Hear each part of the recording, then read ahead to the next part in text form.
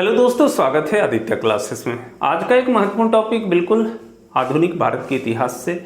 ये सारी जो भी कंपनियां, ब्रिटिश ईस्ट इंडिया कंपनी हो, चाहे डच हो, चाहे फ्रेंच हो, चाहे पुर्तगाली हो, चाहे स्वीडिश हो, डेनिश हो, ये सभी आखिर ईस्ट इंडिया कंपनी भारत व्यापार क्यों करने आई, इन सभी बातों को हम लोग जानने का प्रयास करेंगे यहाँ पर। और ऐसी क्या चीजें थी जो हमारे भारत से ही व्यापार ये लोग किए। फिर यह भी एक महत्वपूर्ण बात है कि आखिर भारत की खोज क्यों की गई थी, ये रास्तों की खोज, भारत आने के रास्तों की खोज क्यों की गई थी। क्योंकि व्यापार तो हमेशा से होते चले आ रहे हैं, कोई आज की बात नहीं है। प्राचीन काल से ही भारत से व्यापार यूरोपीय देशों का होता रहा है। ऐसी कौन सी समस्या आई जिसके वजह से पुर्तगाली जो है वास्को डी गामा ये समुद्री रास्तों की खोज कर भारत पहुंचा, इन सभी चीजों को जानने का प्रयास करेंगे। लेकिन उससे पहले सबसे पहले कौन कौन सी कंपनी भारत में कब आई, इसको थोड़ा सा देख लेते हैं, याद करते हैं, क्योंकि परीक्षाओं में पूछे जाते हैं। बिल्कुल दोस्तों, अब यहाँ देख सकते हैं, पहला पुर्तगाली ईस्ट इंडिया कंपनी 1498 में। बिल्कुल दोस्तों, वास्को डी गामा भारत व्यापार करने के लिए पहली बार है सो रास्ते की खोज किए थे। आगे देखेंगे, हम लोग समझेंगे। दूसरा है ब्रिटिश ईस्ट इंडिया कंपनी, जो हमारे भारत देश पर शासन किया, 1600 ईस्वी में भारत में आया था। तीसरा डच ईस्ट इंडिया कंपनी 1602 में, डेनिश ईस्ट इंडिया कंपनी 1616 में, फ्रेंच ईस्ट इंडिया कंपनी 1664 में और स्वीडिश ईस्ट इंडिया कंपनी 1731 में। तो ये सभी कंपनियों को क्रमबद्ध यहाँ पर ईस्वी वार लिखा हुआ है, आपको थोड़ा सा ध्यान देकर याद कर लेना होगा, क्योंकि बहुत बार इसको अरेंज करने के लिए भी आता है कि क्रमशः आप वर्ष बार बताएं कि कौन कौन सी ईस्ट इंडिया कंपनी कब कब आई है, क्रम से उसको अरेंज करें। या फिर बहुत सारे ऐसे प्रश्न बनते हैं कि ब्रिटिश ईस्ट इंडिया कंपनी कब भारत आई, या आपको पुर्तगाली। तो चलिए वो तो याद कर लेंगे ही आप। लेकिन आते हैं हम लोग, जो यहाँ मानचित्र में दिखा रहा हूँ, आखिर क्यों दिखा रहा हूँ, तो यहाँ पर यह बताने की कोशिश मैं कर रहा हूं, बताने का कोशिश कर रहा हूं कि ये जो है सो आप देख सकते हैं, यहाँ पर तीन रेखाएं आपको क्रमशः दिख रही है, कर्क रेखा, विषुवत रेखा, मकर रेखा। ये लाल रंग से विषुवत रेखा और ये हरे रंग से कर्क रेखा और मकर रेखा, जो कि 23.5 डिग्री है सो ये अक्षांश है। यहाँ भी 23.5 डिग्री अक्षांश है। हमारा जो है भारत किस कहाँ पे है उसको भी आप देखें। और फिर जो है ये यूरोप कि जितने देश हैं जो कि भारत में आए व्यापार करने के लिए, इनकी स्थिति क्या है इसको भी देखें। दोस्तों चलिए, इनको देखने से पहले हम यहाँ पर आते हैं, और यहाँ पर मैं यह एक विश्व के ग्लोब का स्वरूप यहाँ पर तैयार किया हूँ, और यहाँ पर 3 अक्षांश रेखाओं को मैं यहाँ पर दिखा रहा हूँ, जिसमें आप देख सकते हैं विषुवत रेखा या भूमध्य रेखा जो एक 0 डिग्री अक्षांशीय रेखा है, कर्क रेखा 23.5 डिग्री उत्तरी अक्षांशीय रेखा है, और मकर 23.5 डिग्री दक्षिणी अक्षांशीय रेखा है। बिल्कुल दोस्तों, ये एक ग्लोब का संरचना है, हमारी पृथ्वी का संरचना है। और विषुवत रेखा सेंटर से हमारी पृथ्वी को, सभी काल्पनिक रेखाएं हैं, इसको है सो 2 भागों में बांटती है। ऊपरी वाले भाग ये कहलाते हैं उत्तरी गोलार्ध। बिल्कुल दोस्तों, ये कहलाते हैं उत्तरी गोलार्ध, और नीचे वाले भाग कहते हैं गोलार्ध, मतलब स्पष्ट है, गोल का आधा गोलार्ध, और निचले वाले भाग कहलाते हैं दक्षिणी गोलार्ध। अब यहाँ पर इसी में आप है सो देखने का प्रयास करिएगा दक्षिणी गोलार्ध। और ये जो है, चूंकि कंफ्यूज यहाँ कहाँ होते हैं कि 23.5 डिग्री उत्तरी गोलार्ध में भी अक्षांशीय रेखा है, 23.5 डिग्री दक्षिण गोलार्ध में भी अक्षांशीय रेखा है।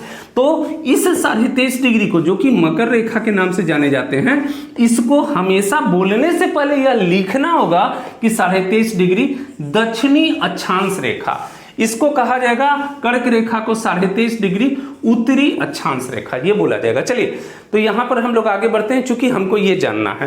तो यहां पर मैं बताना चाहूंगा कि पृथ्वी की जो है सो लंबवत किरणें, मैक्सिमम किरणें सीधी ये जो है सो इसी के आपको विषुवत रेखा से लेकर कर्क रेखा या उससे ऊपर 30 डिग्री अक्षांश तक लगभग सूर्य की किरणें, सीधी किरणें यहां पर पड़ती है। अगर वास्तव में सीधी किरणें की बात करें तो विषुवत रेखा से 5 डिग्री दक्षिण और 5 डिग्री उत्तर की ओर सीधी रेखाएं पड़ती है, और यहां क्रमशः दिन भर में 2 बार बारिश भी होती है।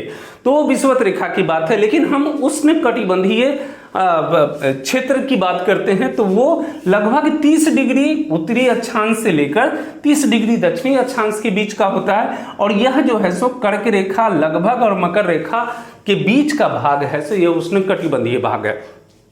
अब उष्णकटिबंधीय भाग होने का मतलब क्या है, यहां पर सूर्य की किरणें लगभग पड़ती है और जिसके वजह से यहां पर शरद ऋतु या ग्रीष्म ऋतु या बरसात सभी यहां पर मिलते हैं। लेकिन जैसे जैसे हम लोग उत्तरी ध्रुव की ओर बढ़ते जाते हैं तो यहाँ है सो उत्तरी ध्रुव की ओर बढ़ते हुए क्रम से ये ठंडे क्षेत्र होते चले जाते हैं। इसलिए होते हैं कि यहाँ सूरज की किरणें लंबवत नहीं पड़ती है। दक्षिणी गोलार्ध दक्षिणी ध्रुव की ओर बढ़ते हैं तो यहाँ भी सूरज की किरणें लंबवत नहीं पड़ती है और यहाँ पर भी है सो ठंडे होते चले जाते हैं। इसीलिए आप विश्व के मानचित्र में देखे होंगे कि अंटार्कटिका बर्फ से आच्छादित है, या फिर उत्तरी गोलार्ध में आप बढ़े होंगे तो साइबेरिया का क्षेत्र देखे होंगे या ग्रीनलैंड का क्षेत्र देखे होंगे, सभी बर्फ से आच्छादित है इसी कारण से। अब आइए हम लोग यहाँ पर आते हैं तो हमारा जो यूरोप है लगभग आप देख सकते हैं कि उत्तरी गोलार्ध में आपको ध्रुव की ओर बढ़ता हुआ भाग है। यहाँ देख सकते हैं कि कर्क रेखा से ऊपर का भाग ये है सो यूरोप देश है। तो क्या हुआ, ये ठंडे क्षेत्र हो गए, यहाँ पर अत्यधिक ठंडी पड़ती है यहाँ पर, जबकि हमारा भारत आप देख सकते हैं कि उष्णकटिबंधीय क्षेत्र में है। इस वजह से यहाँ पर है सो हम लोगों के अनुकूल हम लोग हर एक तीनों आपको जो है सो मौसम का यहाँ आनंद लेते हैं। अब ये जो है यूरोप, यह इनको आवश्यकता है अपने शरीर को गर्म रखने के लिए। शरीर को गर्म रखने के लिए क्या चाहिए इनको है सो मांसाहारी भोजन चाहिए, इनको है सो पीने के लिए इनको शराब चाहिए। देखिए हमारे यहाँ भारत में क्या होता है कि हम लोग जब शराब पीते हैं तो यहाँ पर एक गलत अंदाज से देखा जाता है और होता भी है, लोग है सो उसको गलत ढंग से करते हैं, लेकिन यहाँ पर यूरोप में नीड है। अब इसका एक साधारण सा उदाहरण मैं बता सकता हूँ कि हमारे जो है सो सैनिक जो हैं जो कि कश्मीर में रहते हैं, बर्फ में रहते हैं लंबे समय तक, तो सरकार उनको उनके शरीर को गर्म बनाने के लिए वहाँ पर है सो शराब उपलब्ध कराती है। तो बिल्कुल दोस्तों वहाँ पर उसको बुरा नहीं माना जाता, लेकिन लोग क्या है शराब पी के है सो नशा करते हैं और तरह तरह का वो फालतू उनकी हरकत होती है। तो ये सभी चीज से है सो बिल्कुल शराब का वो दुरुपयोग करते हैं। तो आइए हम लोग यहाँ पर आते हैं तो यहाँ पर इनको है सो मांसाहारी भोजन के लिए ये यहाँ पर भारत में मसालों के लिए यहाँ पर आते थे, ये यहाँ पर आते थे। कुछ कारण जो कि अगले पार्ट में मैं बताऊंगा कि इससे पहले व्यापार होता था, आखिर कौन सी परिस्थितियां बनी जो ये है सो सभी यूरोपियन देश है सो समुद्री रास्ते की खोज करने लगे और अंत है सो पुर्तगाली पहला है सो 1498 में भारत में यहाँ पर पहुंचा था व्यापार कर। तो पहला जो है सो यूरोपियन कंपनी कौन था, पुर्तगाली था, जो भारत व्यापार करने के लिए पहुंचा, मसाला यहां से खरीदने के लिए पहुंचा। और उसके बाद क्रमशः एक होड़ सी मच गई, पूरे यूरोप में होड़ सी मच गई और इन रास्तों के द्वारा भारत में व्यापार किया जाने लगा। यहाँ से मसाले खरीद कर ले जाने लगे और यहाँ पर बेचे जाने लगे। तो चलिए हम लोग ये परिस्थितियाँ कब बनी, कैसी बनी, आखिर पहले जो हम जानते हैं कि प्राचीन काल से यूरोप के साथ हमारा व्यापारिक संबंध था, फिर ऐसी कौन सी परिस्थिति बनी कि ये है सो समुद्री रास्तों की खोज किए, उसको हम लोग दूसरे पार्ट में देखते हैं। तो मिलते हैं हम लोग सेकेंड पार्ट में और पूरे कहानी के रूप में इसको बताएंगे जो कि आपको एकदम क्लियर होता चला जाएगा और साथ में आपको जहां पर मानचित्र की आवश्यकता होगी वहां पर मानचित्र का भी सहयोग लेंगे। दोस्तों अगर आपको पूरे तरीके से इसको समझना है, उसको दिमाग में बैठाना है, तो बिल्कुल एटलस का प्रयोग करें, मानचित्र का प्रयोग करते हैं। मिलते हैं दूसरे पार्ट में। थैंक यू, धन्यवाद।